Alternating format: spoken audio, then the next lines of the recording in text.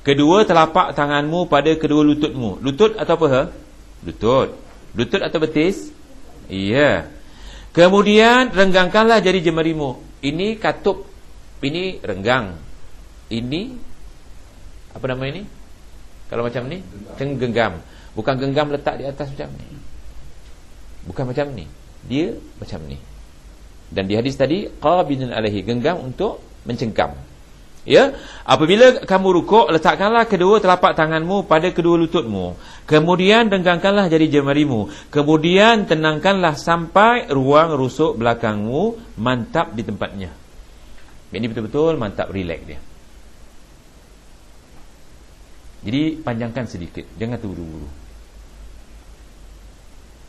Tengok football 1 jam 2 jam boleh tengok Tak tengok? Baguslah, tak payah tengok. Bagus. Abang tengok? Tak juga. Buang masa kan? Jadi perhatikan solat kita. Sekali-sekali tengok solat anak kita ya. Besok kita ditanya tau. Quran kalau kita baca wa'mur ahlaka bis salati wastabir 'alaiha, perintahlah anak kamu solat dan bersabarlah dalam memerintahnya. Perintah ada yang dia tengok. Jangan sebelum mati kita tak sempat tengok. Dia tengok, kita perhatikan. Kalau dah betul-betul kita serahkan kepada Allah Subhanahu Wa Taala. Kalau tidak, besok kita masalah. Kalau tak sempat anak-anak kita tengok, cucu-cucu kita lah, masih ada ruang lagi. Mudah-mudahan cucu kita tu betulkan bapaknya, Pak, kata Datuk sembahyang tu salah. Ada budak separuh macam tu. Separuh dia malu belajar dengan bapaknya, tapi belajar dengan anaknya. Ada. Sebab kita ada tadika. Ada mak-mak ni tak pandai baca Quran. Bila budak tadika ni pandai baca ayat kursi, anak saya Salman di sini, tanya dia. Pagi-pagi budak-budak mesti baca ayat kursi dulu. Bila dia hafal, maknya belajar dengan anaknya. Anaknya cerita, semalam baba sama mama belajar. Belajar dengan apa? Panggil dia belajar dengan diri dia. Nak belajar dengan datuknya mungkin dia segan. Dia belajar dengan anaknya. Budak punya makhraj tu betul, sebab kami pastikan. Jadi mudah-mudahan cucu kita betulkan. Mudah-mudahan dia ajak bapaknya.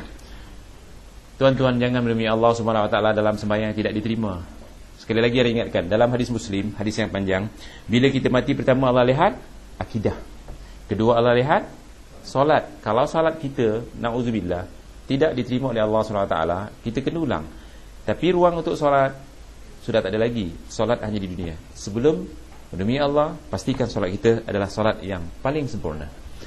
Seterusnya, apabila baginda rukuk, baginda meluruskan dan meratakan punggungnya.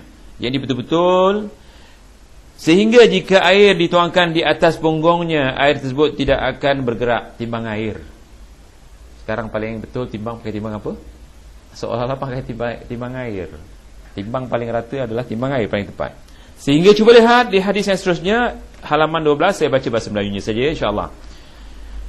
Jika kamu rukuk, letakkanlah kedua tanganmu pada kedua lututmu. Berapa kali disebut? Lututmu. Tapi banyak orang masih di peha ataupun di mana? Di betis. Dan luruskanlah punggungmu serta tekanlah tanganmu untuk rukuk. Yang ini betul-betul pastikan di lutut. Nabi SAW tidak mendongakkan kepalanya dan tidak pula menundukkan. Jangan tengok jari-jari kaki nanti. Ada orang sujud, kerjanya tengok jari-jari kaki. Tak pernah tengok jari kakinya, kecuali sujud dia tengok. Rukuk dia tengok. Disuruh tengok mana? Tempat sujud. Tahu tak tempat sujud? Bila kita rukuk, jangan tengok kaki kawan dia. Tengok apa namanya? Tempat sujud. Pandai. Ingat tak? Jangan duduk asyik tengok kaki kawan. Kita tengok tempat sujud. Seterusnya, kata Rasulullah SAW, wahai kaum muslimin, kitalah yang disuruh Rasulullah SAW. Kitalah yang dapat seruan ni pada hari ini. Tak sia-sia Rasulullah SAW menyeru. Ada orang yang mendengar, kitalah serang mendengar. Betul tak? Kalau tidak, disimpan saja dalam kitab. Sesungguhnya tidak sah solat orang yang tidak melakukan rukuk dan sujud dengan meluruskan punggungnya.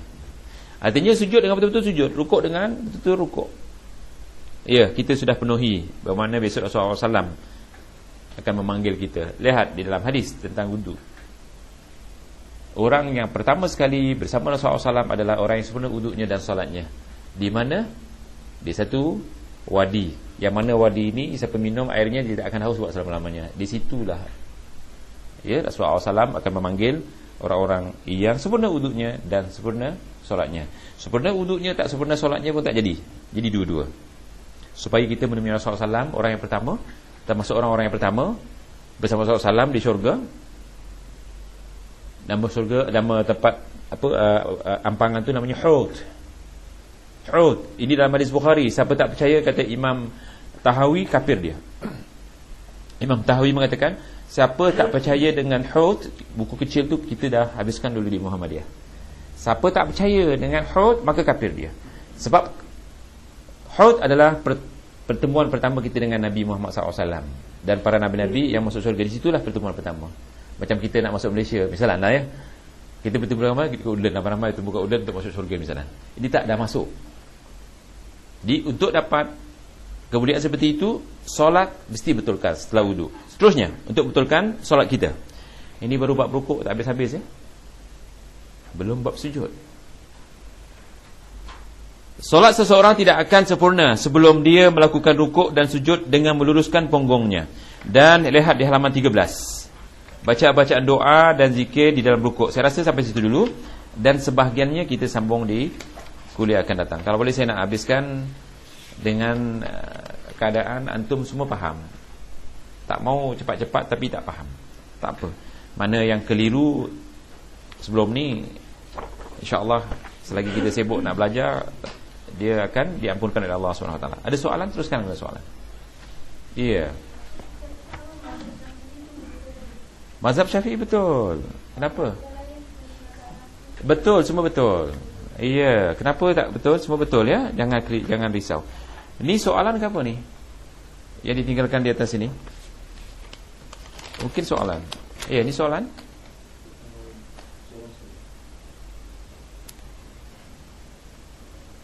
Saya dah jawab atau tidak ni? Saya tak tahu ni. Biasanya saya terus. Assalamualaikum Ustaz. Waalaikumsalam warahmatullahi. Saya ingin tahu, kalau kita mengerjakan solat fardu atau solat sunnah, perlukah kita azan atau iqamah? Saya jawab belum Okey.